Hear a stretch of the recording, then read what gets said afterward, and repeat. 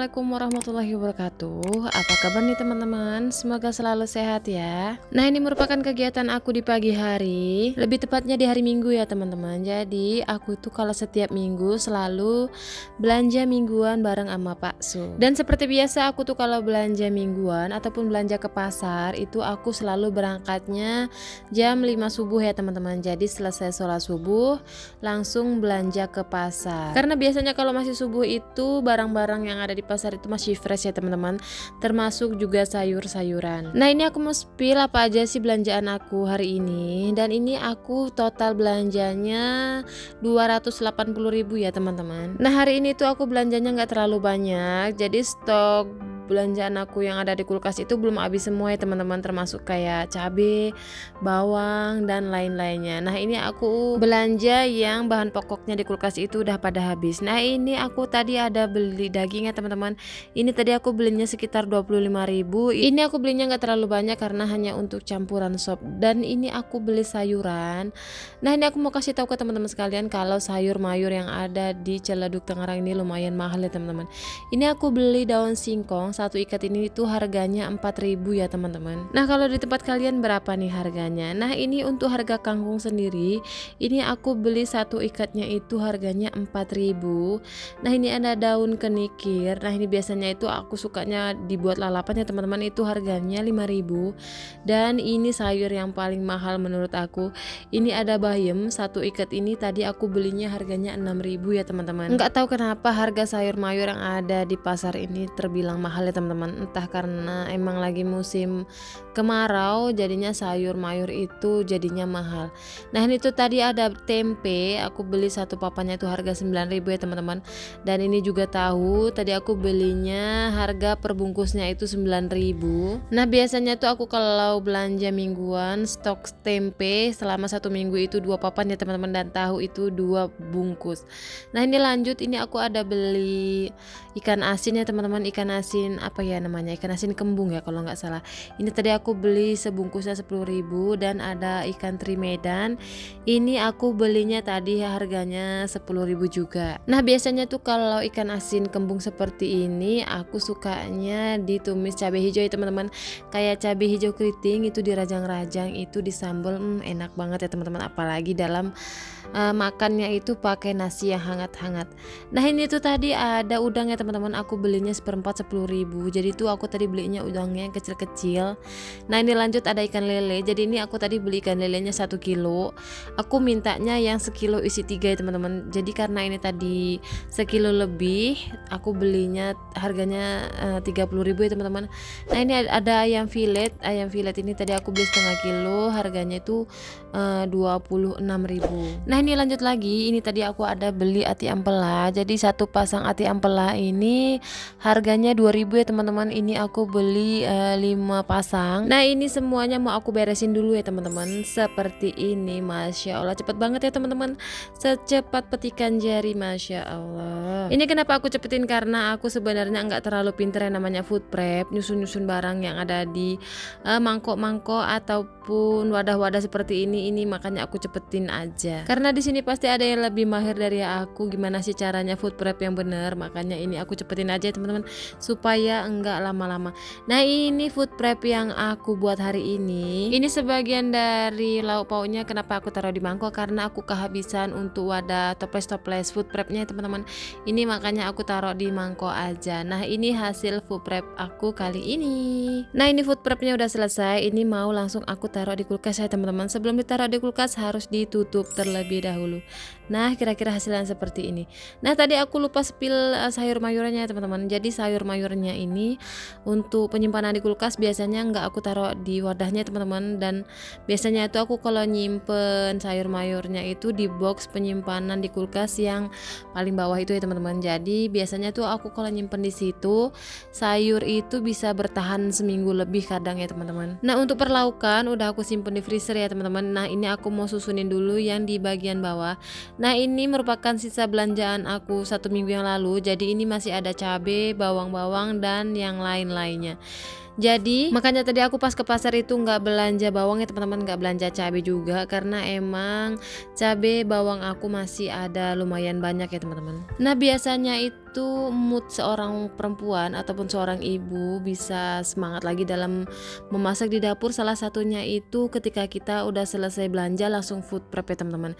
Jadi ketika kita mau masak, bahan pokok makanan itu semua udah ada di kulkas, jadi tinggal ambil-ambil aja. Jadi itu membuat seorang ibu itu lebih semangat lagi untuk masak di dapur ya teman-teman, untuk hidangan keluarga. Jadi kita itu pas masak itu nggak perlu lagi keluar rumah, pergi ke warung sayur untuk mencari bahan makanan hari ini apa yang mau dihidangkan, karena emang semuanya udah ada di kulkas. Karena biasanya tuh kalau kita belanja di warung sayur pasti pengeluarannya itu lebih banyak ya teman-teman, jadi kayak nggak kira-kira gitu.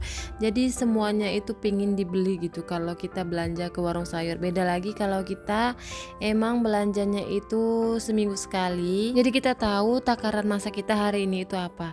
Nah ini udah selesai nyusun-nyusuninya. Nah penampakannya seperti ini. Nah kalau lemari kulkas itu udah terisi sama stok bahan makanan seminggu, itu rasanya aku tuh tenang banget ya teman-teman. Jadi nggak bingung lagi harus mesti belanja ke warung sayur. Nah ini penampakan dari lauk pauknya seperti ini ya teman-teman. Jadi ini tadi kehabisan wadah, makanya aku taruhnya di mangkok. Nah setelah food prep ini aku mau langsung ke dapur ya teman-teman. Nah kali ini aku mau bikin nugget. Nah ini untuk bikin nuggetnya simple banget ya teman-teman. Ada daun bawang, ada bawang merah, bawang putih, ada telur 1 butir, ada royco, ada garam, dan lada bubuk. Ini ada 2 sendok tepung tapioka, ada 2 sendok tepung terigu ya teman-teman. Nah ini seperti biasa kalau mau buat nugget harus ada tepung panir. Jadi ini tepung panirnya aku gunain seadanya aja ya teman-teman, atau secukupnya. Nah di sini bahan yang aku gunain adalah pastinya ayam ya teman-teman. Nah ini aku gunain ayamnya 1/4 aja ya teman-teman. Jadi 2 sendok tepung tapioka dan 2 sendok tepung terigu itu aku gunain 1/4 ayam. Nah ini ayamnya mau aku chopper dulu. Jadi biasanya aku menggunakan chopper seperti ini ya teman-teman. Nah kalau teman-teman ada yang mau choppernya, ini link pembeliannya aku taruh di deskripsi box ya teman-teman. Ini aku belinya di Shopee, ini murah banget ya teman-teman, nggak nyampe 100.000, tapi alatnya bagus banget untuk menggiling ayam. Jadi ayamnya tuh bener-bener lembut ya teman-teman ketika dichopper, karena pisaunya sangat tajam banget. Nah ini setelah dichopper ini aku mau masukin telurnya yang 1 butir tadi. Nah ini aku langsung masukin bawang merah, bawang putihnya, dan bahan-bahan yang lainnya seperti garam, lada, royco bubuknya, dan gak lupa juga nanti sekalian langsung dichopper itu ada tepungnya teman-teman. Jadi tepungnya tadi langsung aja dimasukin ke dalam chopper, tapi nanti pas penggilingannya itu jangan lupa untuk dikasih air ya teman-teman. Jadi airnya itu nggak perlu banyak-banyak, secukupnya aja, supaya pas nanti pemblenderannya itu enggak seret ya teman-teman. Nah ini jujur sebenarnya ini baru pertama kali aku bikin nugget ayam, karena dari semalam itu aku belum punya chopper ya teman-teman, dan ini karena aku udah punya chopper, jadi ini aku mau langsung aja bikin nugget ayam. Jadi kalau kita bikin nugget ayam sendiri itu udah terjamin higienisnya ya teman-teman, ketimbang kita beli yang udah jadi seperti yang di frozen itu. Jadi kalau yang di frozen itu belum tentu higienis ya teman-teman dalam pembuatannya ataupun bahan-bahannya. Ini mending kita langsung bikin sendiri aja.